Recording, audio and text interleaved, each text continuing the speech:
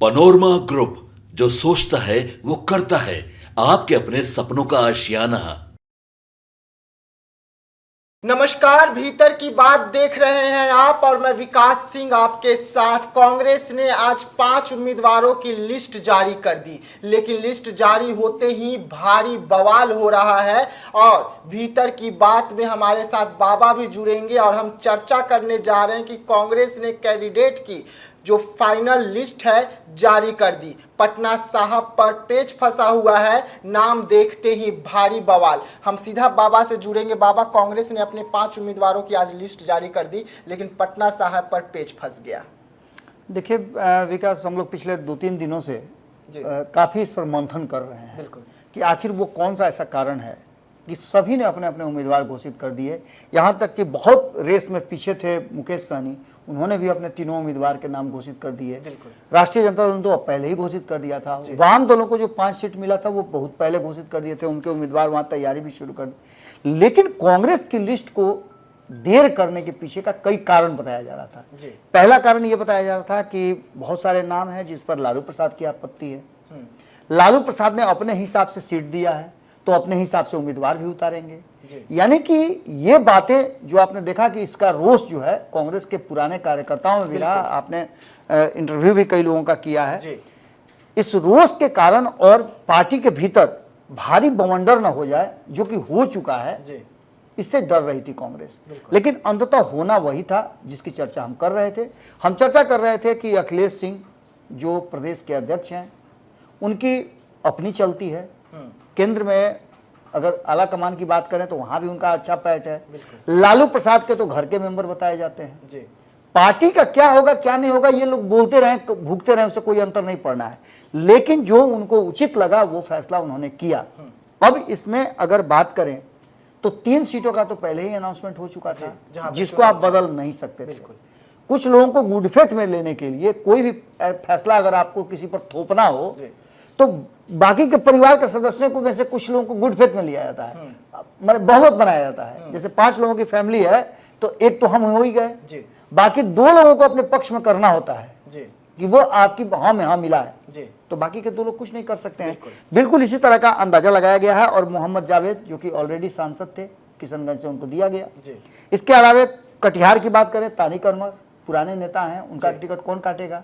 वो तो सीधे हेलीकॉप्टर से आते हैं और हेलीकॉप्टर से जाते हैं।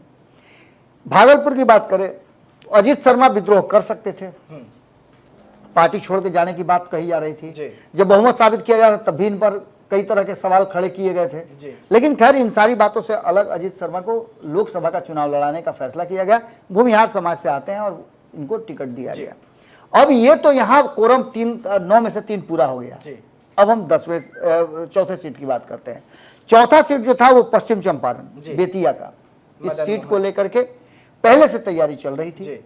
कहा यह जा रहा था कि यहाँ से किसी ब्राह्मण को दिया जाएगा, क्योंकि वाल्मीकि नगर तो ब्राह्मण को दिया नहीं गया, तो एक ब्राह्मण को वहां देना था। लेकिन मदन मोहन तिवारी को यहाँ उम्मीदवारी दिया गया। हालांकि कांग्रेस के पुराने कार्यकर्ता हैं, इनको दिया गया है। लेकिन चौंकाने वाला बात है, चौंकाने वाला क्या है, ये तो लगभग तय हो गया था, जिस दिन ज्वाइन किए थे उसी दिन तय हो गया था कि अजय निषाद को का टिकट मिलेगा। हालांकि तय तो पप्पू यादव का भी हो गया था कि पार्टी बेचारा विलय कर लिए और उसके बाद से जो कुछ भी उनके साथ हुआ चुनावी मैदान में, तो वो दोनों के रडार पर थे। अखिलेश सिंह के भी रडार पर थे और लालू प्रसाद के रडार पर। लालू प्रसाद के रडार पर थे, इसका मतलब कि अखिलेश सिंह के रडार पर थे। और अखिलेश सिंह को यहाँ अपने लिए गोटी सेट करना था, जो 2019 में वो नहीं कर पाए थे। 2019 में उन्होंने अपने पुत्र के लिए RLSP में जुगाड़ भिड़ाया था, ये सबको पता है, ये ओपन चीज है। लेकिन इस बार महाराजगंज से कई लोग जीप पिजा करके बैठे हुए थे, हमको मिलेगा, हमको मिलेगा, हमको मिलेगा। बात तो पश्चिम चंपारण में भी यही हो रही थी, बात तो मुजफ्फरपुर में भी यही हो रही थी कि अजय निषाद आए तो हैं, आजे उनको टिकट कहाँ मिल जाएगा। कांग्रेस बहुत दूसरे तरह की पार्टी है, लेकिन वो तो सब तय था। अब अजय निषाद वहां से चुनाव लड़ रहे हैं। इसके अलावा महाराजगंज की बात करें तो महाराजगंज में अखिलेश सिंह के पुत्र आकाश प्रसाद वो वहां से चुनाव लड़ रहे हैं। और इसके बाद सबसे ज्यादा चौंकाने वाला जो है समस्तीपुर का रिजर्व सीट है। समस्तीपुर की सीट को लेकर के बार बार ये कहा जा रहा था कि इस सीट पर जदयू के 2 नेताओं के परिजनों परिवार के सदस्यों के बीच में होगा, एक का बेटा एक की बेटी, जी। दोनों के बीच में होगा। कहा तो यह भी जाता है कि जदयू के भीतर भी ये दोनों एक दूसरे के माने दो नदी के दो पार्ट हैं। जी। महेश्वर हजारी उधर है तो अशोक चौधरी इधर है। जी। एक बार फिर से ये जो दोनों की दूरी है वो अब चुनाव में भी देखने को मिल रही है। जी। अशोक चौधरी की बेटी शांभवी चुनावी मैदान में पहले से उतर गई हैं। आपने देखा होगा कई तस्वीरें, कई तरह की बातें वायरल हुई हैं। जी। इसके अलावे अब वहां से सनी हजारी जो महेश्वर हजारी के पुत्र हैं उनको उतार करके कांग्रेस ने एक बड़ा कॉन्टेस्ट खड़ा किया है। हालांकि आपको बता दें कि इसको लेकर के कई बार कई राउंड की बात हुई, कई लोगों से हमारी बातचीत हुई। उस बातचीत में ये पहले से लगभग तय माना जा रहा था कि इनको भी पार्टी ज्वाइन कराया गया था, तो उस दिन भी ये लगभग क्लियर था कि ये उतरेंगे चुनाव मैदान। लेकिन इतना हल्के में लोग नहीं ले रहे थे।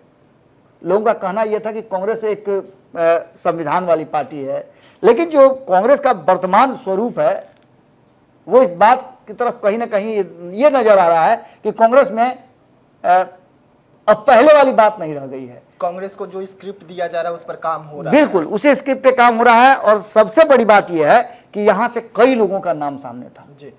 कई लोगों को आश्वासन दिया गया था। कई ऐसे लोग हैं जैसे आईपी गुप्ता को जमुई से नहीं मिला, बिल्कुल, उसके बाद फिर समस्तीपुर से नहीं मिला, जबकि वो एक मजबूत कंटेंडर थे। जी। पार्टी के लिए उन्होंने बहुत कुछ किया। आपने देखा राहुल गांधी की रैली में उन्होंने तन मन धन सब कुछ अर्पण किया। ये सारी बातें, और लंबे समय से वो पूरी तरह से ईमानदारी के साथ अपनी पार्टी से जुड़े हुए थे।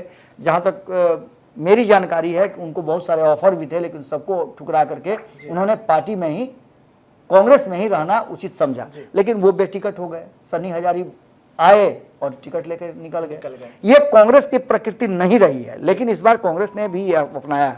सासाराम से मनोज कुमार को टिकट दिया गया है, ये भी रिजर्व सीट है। लेकिन पेच फिर से एक बार फंस गया है। कहां?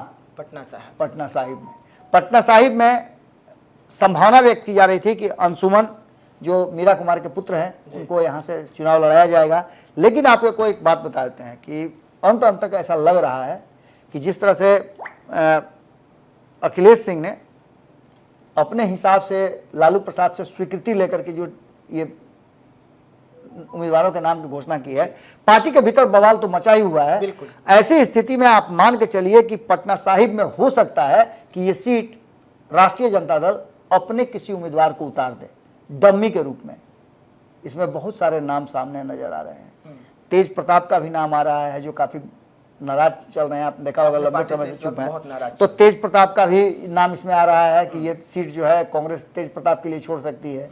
इसके अलावा अंशुमन का नाम तो आ ही रहा है।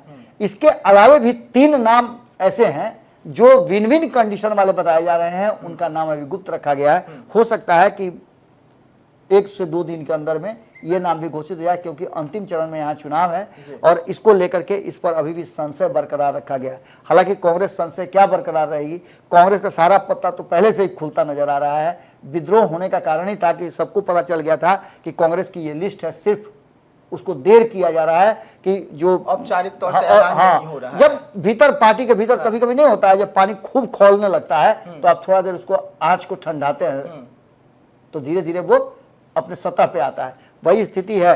कहीं ना कहीं एक बात मान के चलिए, कांग्रेस के कैंडिडेट का नाम जैसे ही फाइनल हुआ, जैसे ही लिस्ट जारी हुई, उसके बाद बवाल शुरू हो गया है। और ये बवाल अब कहां जाता है ये देखना दिलचस्प, और कब तक थमता है, क्योंकि कांग्रेस के पुराने नेता बवाल लगातार कर रहे हैं। बिल्कुल। जी हाँ, तो भीतर की बात देख रहे थे आप, जहां पर बाबा आपको एक एक मुद्दे पर समझा रहे थे कि किस तरीके से कांग्रेस जो अपने 5 उम्मीदवारों की नाम जो आज फाइनल की है, और उसको लेकर पहले से ही कयास लगाए जा रहे थे कि यही होंगे कांग्रेस के उम्मीदवार। और यही कारण है कि कांग्रेस में इस वक्त अंदर खाने सब कुछ ठीक नहीं चल रहा है, खूब बवाल हो रहा है। और अब जिस तरीके से पटना साहिब पर पेच फंसा हुआ है, अब पटना साहिब सीट पर क्या कुछ होता है, किस तरीके से कांग्रेस के जो बड़े नेता हैं वो बवाल खड़ा करते हैं, या पटना साहिब से एक बार फिर कांग्रेस अपनी हाथ धोकर राजद को ये सीट दे देगी। तो ऐसे तमाम खबरों के लिए आप बने रहिएगा हमारे साथ। दीजिएगा इजाजत, धन्यवाद। पनोरमा ग्रुप, जो सोचता है वो करता है।